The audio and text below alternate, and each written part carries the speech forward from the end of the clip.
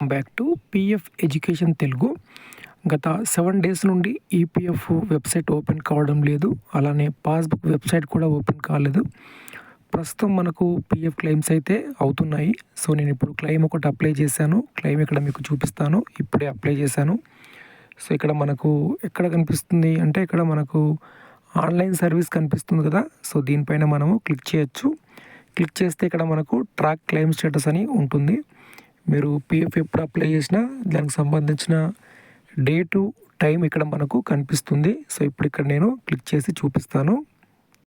Okay friends, ఇక్కడ చూడవచ్చు claim యొక్క డీటెయిల్స్ ఇక్కడ మనకు కనిపిస్తాయి. సో 21 ఫిబ్రవరి 2024 మార్నింగ్ 6:28కి అయితే మనం పీఎఫ్ అప్లై చేసాము, 6:23కి. సో ఇప్పుడే క్లెయిమ్ మనకు సబ్మిట్ అయింది.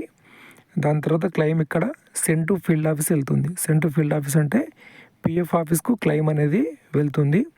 మనకు పీఎఫ్ ఆఫీస్కి వెళ్ళడానికి సుమారుగా ఒక 12 గంటలు అయితే టైం అనేది తీసుకుంటుంది. మీరు అప్లై చేసిన టైం నుండి 12 అవర్స్ తర్వాత అంటే ఎర్లీ మార్నింగ్ కానీ అర్ధరాత్రి కానీ మన యొక్క క్లెయిమ్ అనేది పీఎఫ్ ఆఫీస్కి వెళ్ళడం జరుగుతుంది.